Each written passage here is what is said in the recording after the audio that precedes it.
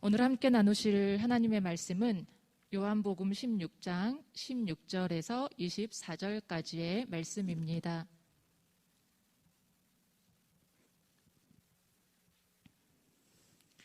한 절씩 교독하시겠습니다.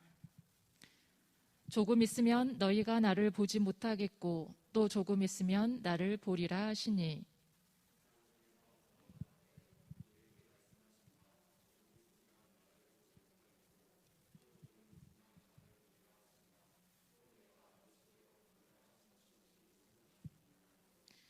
또 말하되 조금 있으면이라 하신 말씀이 무슨 말씀이냐 무엇을 말씀하시는지 알지 못하노라 하거늘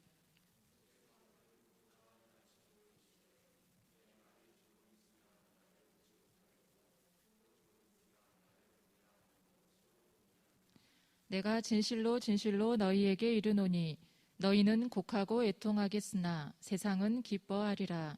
너희는 근심하겠으나 너희는 근심이 도리어 기쁨이 되리라.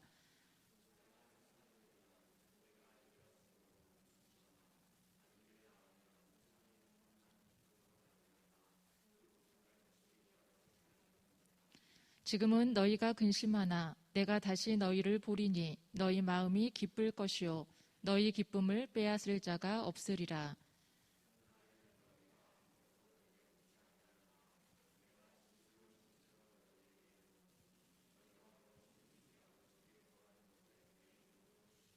함께 읽습니다. 지금까지는 너희가 내 이름으로 아무것도 구하지 아니하였으나 구하라 그리하면 받으리니 너희 기쁨이 충만하리라. 아멘. 한 주간 평안하셨습니까? 환난 가운데 우리를 위로하시고 다시 시작할 용기를 주시는 주님의 은혜가 여러분과 함께 하시기를 간절히 소망합니다. 교회 주변 나무들 좀 살펴보셨습니까? 교회 주변의 나무들이 시시각각 그 모습이 변하고 있습니다. 봄인가 싶게 꽃이 화려해지더니 벌써 여름이 오나 싶게 초록이 깊어지고 있습니다. 우리 인생을 사계절로 친다면 우리는 어디쯤 와 있을까요?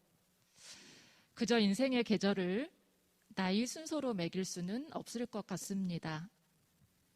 우리 마음이 싹을 틔우는 봄이었던 순간들, 여름처럼 깊은 초록과 싱그러움을 간직했던 순간들도 있을 겁니다. 또 모든 것이 넉넉하게 성숙해지는 가을과 같은 우리 마음의 상태들의 순간들이 있었고, 또 매서운 바람이 부는 것 같지만 그렇기에 언젠가 또 싹을 틔우리라 준비하여 왔던 겨울과 같은 순간들도 있을 겁니다. 요즘 여러분의 계절은 어떠신가요? 요즘 여러분의 모습은 어떠신가요? 이래저래 어려운 일들이 많은 사회이지만 그래도 삶은 다양한 모습으로 계속 될 겁니다. 부활절 5째 주간, 우리 속에 주님의 부활을 생기로 안아 몸과 마음을 일으켜 세우시기를 소원합니다. 공공의 안전을 위해서 우리가 절제할 것은 절제해야 돼.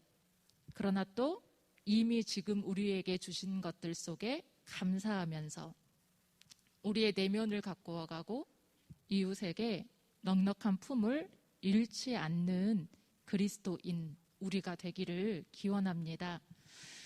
코로나 확산이 좀채 가시지를 않고 있습니다. 확진자 소식이 들려올 때마다 이미 기간이 오래되었음에도 불구하고 여전히 가슴이 덜컹 내려앉습니다. 혹여 우리 자신으로 인해 이웃에게 피해를 주지나 않을까 하는 염려, 우리 모두에게 가장 크게 자리하고 있는 것 같습니다. 불안이라는 것, 어쩌면 인생을 살아가면서 떨쳐버리기 어려운 인간의 본성인지도 모르겠습니다. 내 힘으로 할 수 없는 것들을 만날 때 느끼는 것이 불안감이죠. 하지만 미리 일어나지 않는 것들 때문에 지레 염려하고 낙심할 필요는 없습니다. 우리 능력으로 모든 것을 하는 것은 아니지만 하나님은 우리 속에 넉넉히 견디고 이겨내는 힘도 함께 주실 것이기 때문입니다. 흔들리지 않는 단단함을 달라고 기도할 때입니다. 더불어 지금이야말로 우리 삶을 온전히 내어 맡기는 믿음이 필요합니다. 오늘 본문은 예수님의 공생애가 끝나가는 말미의 상황입니다. 얼마 후면 주님은 십자가를 지셔야 할 것이고 돌아가실 것입니다. 그러나 또 부활하실 것입니다. 하지만 부활 이전에 십자가 죽음이 있기에 주님의 죽음 앞에서 제자들이 낙담해 버리지 않기를, 그리고 예수님이 예고하신 내용을 제자들이 잊지 않기를 주님은 바라셨을 겁니다. 그래서 예루살렘으로 가는 길 제자들에게 미리 알려줍니다. 너희들 가운데 한 사람이 나를 배반할 것이다. 시몬 베드로는 3번 나를 모른다고 부인할 것이고 세상은 너희를 미워할 것이다. 어두운 이야기였습니다. 주님의 이 말씀은 힘있는 메시아의 통치, 그들이 바라는 나라를 꿈꾸던 제자들의 기대에 찬물을 끼얹었습니다. 그런데 더 나아가서 급기야 주님은 16절에서 이렇게 말씀합니다. 조금 있으면 너희가 나를 보지 못하겠고 또 조금 있으면 나를 보리라. 조금 있으면 십자가에 돌아가실 것이니 주님을 보지 못할 것이고, 그러나 낙심하지 말고 기다리고 있으면 부활의 주님으로, 또 마지막 날 우리 앞에 나타나시는 재림의 주님으로 다시 만나리라는 말씀입니다. 하지만 당시 제자들은 이 말씀을 이해할 수도 받아들이고 싶지도 않았습니다. 사람들이 하는 이해라는 것이 어디까지가 한계이던가요? 사람들의 이해란 자기 경험을 전제로 하는 것이 대부분입니다. 예수님의 말씀은 그들의 이해를 넘어서는 것이었습니다. 유한한 인간이 우리 경험 세계에 없는 것을 온전히 이해하기는 어쩌면 불가능한지도 모릅니다. 그럴 때는 어떻게 해야 합니까? 그저 직면하여 받아들이거나 거절하거나입니다. 신앙의 세계가 그렇습니다. 우리의 경험치에서 모든 것을 다 이해하기에 그분의 세계를 받아들이는 것이 아닙니다. 하나님이라는 그분의 마음과 그분의 존재성과 그분의 사랑을 신뢰하기에 그저 직면하여 순종하거나 아니면 거절하거나입니다. 제자들은 그들이 이해할 수 없는 말씀 앞에서 두려웠습니다. 조금 있으면 주님을 볼 수 없을 것이다. 제자들의 머리는 혼란스럽습니다. 그러면 우리가 꿈꾸는 세상은 어떻게 될 것인가? 앞으로 내 삶은 어떻게 될 것이며 또 지금까지 쏟은 수고와 노력은 어떻게 될 것인가 등등 그 마음이 복잡했겠지요. 억울한 마음도 조금은 들지 않았을까 상상해 봅니다. 그런 그들에게 주님은 20절에서 또 말씀합니다. 내가 진실로 진실로 너희에게 이르노니 너희는 곡하고 애통하겠으나 세상은 기뻐하리라. 너희는 근심하겠으나 너희 근심이 도리어 기쁨이 되리라. 무슨 말씀일까요? 세번역에서는 이렇게 말씀합니다. 내가 진정으로 너희에게 말한다. 너희는 울며 애통하겠지만 세상은 기뻐할 것이다. 그러나 너희가 근심에 쌓여도 그 근심이 기쁨으로 변화할 것이다. 이미 부활의 사건을 아는 우리는 주님께서 무슨 뜻으로 이 말씀을 하시는지 잘 알지만 제자들은 아직 그 뜻을 알아차리지 못합니다. 머지않은 장래에 닥쳐올 예수님의 십자가 사건은 제자들을 슬픔에 쌓이게 할 것입니다. 두 가지 면에서 그렇습니다. 하나는 예수님과 더불어 꿈꾸었던 하나님 나라가 좌절되었다는 자각 때문이고, 다른 하나는 스승 앞에서, 스승의 죽음 앞에서 자기들이 아무것도 할 수 없었다는, 오히려 두려움에 도망갔다는 자책감 때문일 겁니다. 주님은 그런 상황을 미리 내다보고 알고 계셨습니다. 제자들이 그렇게 애통해하는 반면 세상은 십자가를 통해 그들이 이겼노라고 기뻐하겠지요. 그러나 그 다음 말씀을 제자들은 꼭 기억해야 합니다. 너희가 근심에 쌓여도 그 근심이 기쁨으로 변할 것이라는 사실 말입니다. 우리는 자꾸만 우리가 만난 문제와 우리가 만난 슬픔과 우리가 만난 실망감에 매몰되어 그 이후에 하신 약속에 대해서 잊어버리는 순간들이 있습니다. 제자들은 예수님의 죽음을 만나게 되겠지만, 그러나 그 이후에 주님이 말씀하셨던 이 말씀을 꼭 기억해야 합니다. 주님은 부활하실 것이기 때문입니다.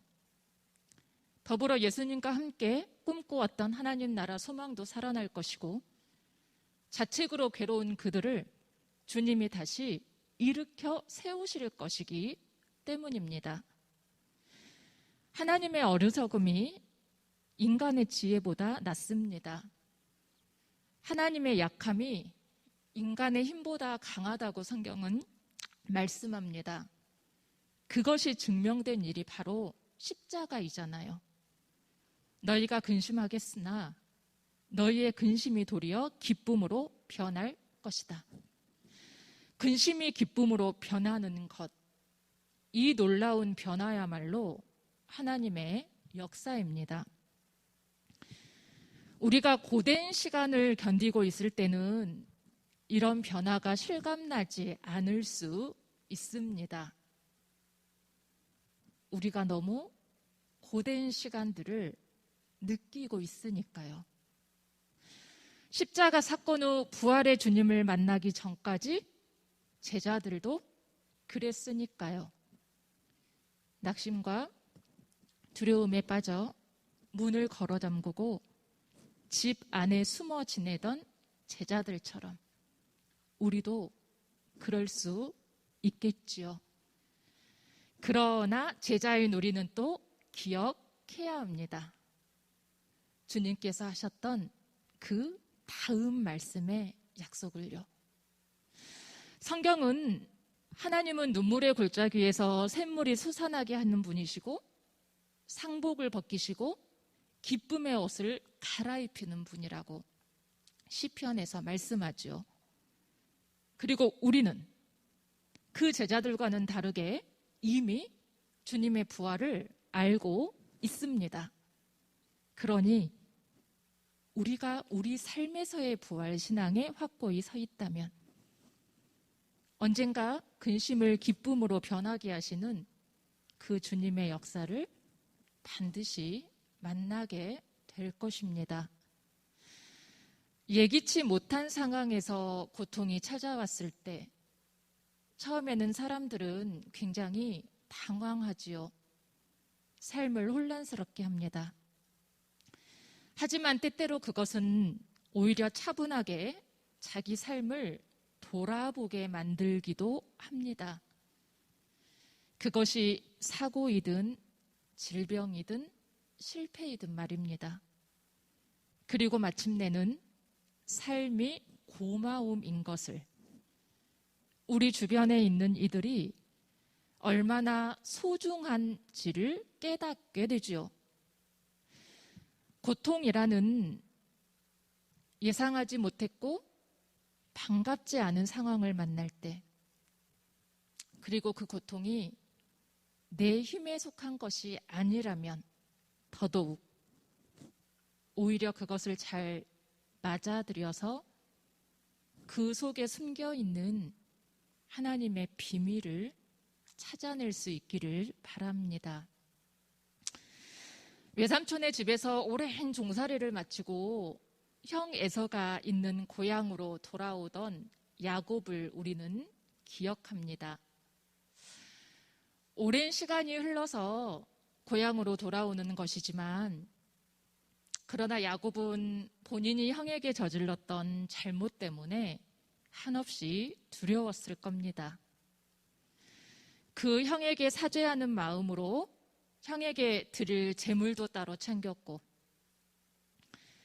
반가운 가족들도 먼저 만나게 하고자 그들도 앞서 보내고, 혼자 야복 나루터에 남았을 때 야곱은 온갖 두려움과 불안감으로 마음이 복잡했습니다. 결국 형과 화해하는 일도 자기 힘으로만은 이룰 수 없다는 것을 알았겠지요. 그래서 자신을 찾아온 천사를 붙잡고 씨름하면서 엉덩이 뼈를 다치는 고통을 감내하면서 나를 이대로 버려두고 가지 말라고 끝까지 그 천사 앞에서 하늘의 복을 간구하였던 야곱의 모습. 사실 그것은 욕심이라기보다는 처절한 간구였습니다. 예수님의 제자들도 마찬가지 과정을 거치게 될 것입니다. 제자들은 울면서 애통하겠지만, 그러나 주님은 그것을 누구도 빼앗아 갈 수 없는 기쁨으로 바꾸어 주시리라 오늘 말씀하고 계십니다.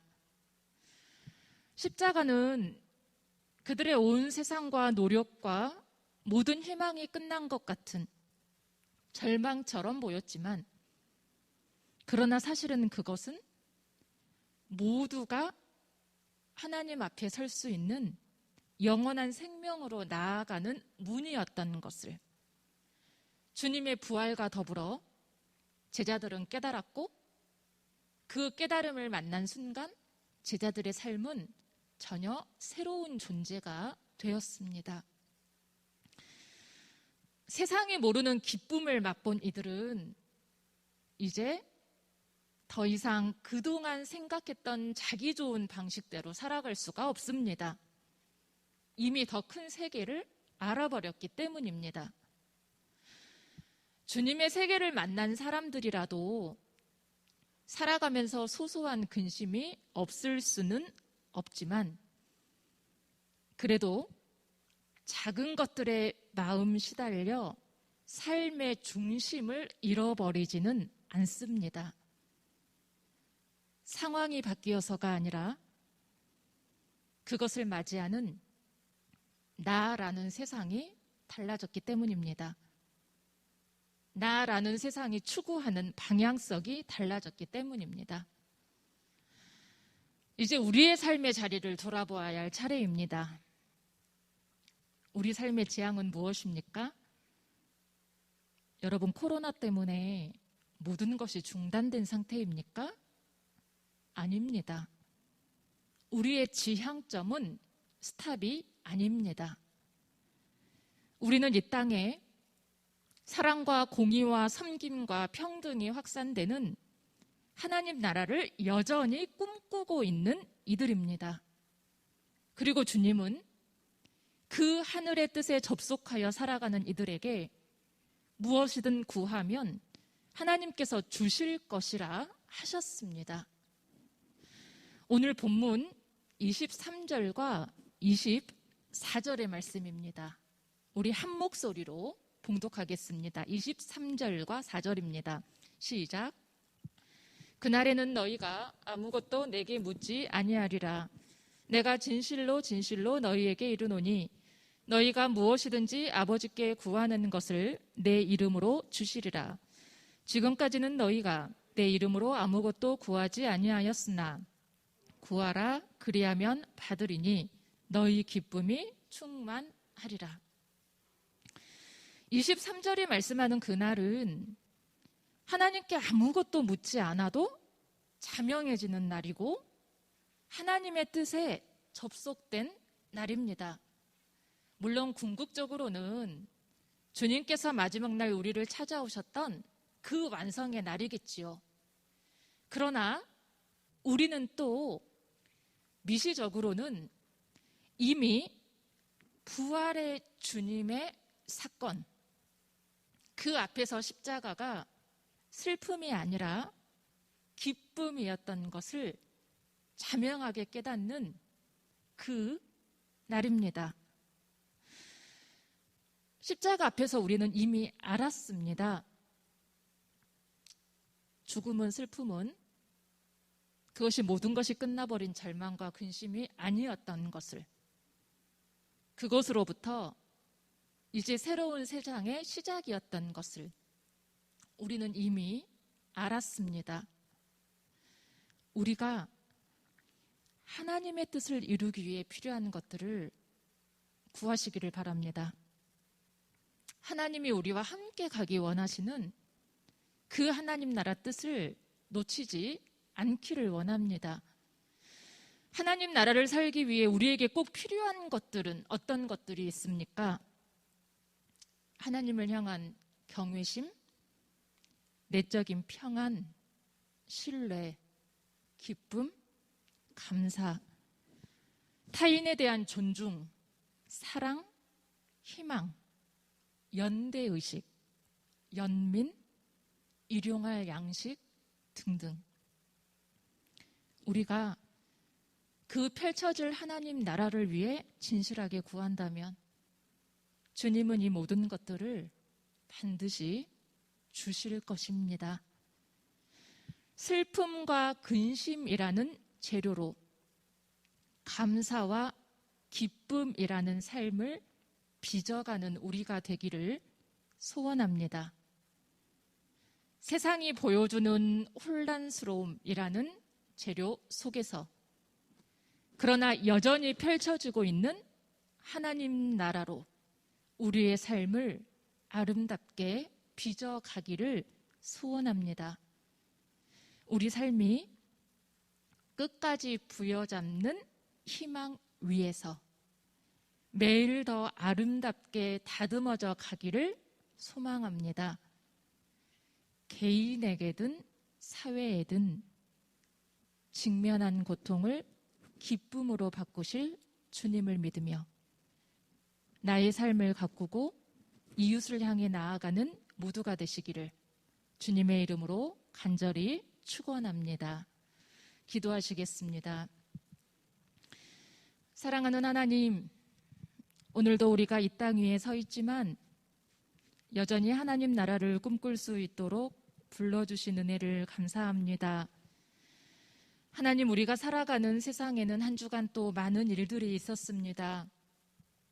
안타까운 죽음이 있었고 삶의 절망을 아는 이웃들의 모습도 보았습니다. 생명이 존중받지 못하는 모습도 보았고 여전히 질병 가운데 아파 있는 교우들의 소식도 접합니다. 경제적인 어려움과 진로의 막막함을 맞이한 우리의 청년들도 있습니다. 그러나 주님, 우리는 그런 세상이라도 하나님 나라 소망을 부여잡고 있는 것을 잊지 않게 하여 주옵소서. 살아가면서 슬픔과 근심이 없을 수는 없겠지만 그것을 피하고 두려워하기보다는 오히려 담대하게 감당하고 이겨내는 힘을 우리에게 부어 주옵소서. 근심을 기쁨으로 바꾸리라 하신 주님을 우리는 믿습니다. 우리가 하나님 나라에 필요한 것들을 구하게 하시고 삶을 기쁨과 감사로 빚어가는 부활의 증인들이 되게 하여 주옵소서. 모든 말씀을 우리의 그리스도가 되시는 예수님의 이름으로 기도합니다. 아멘.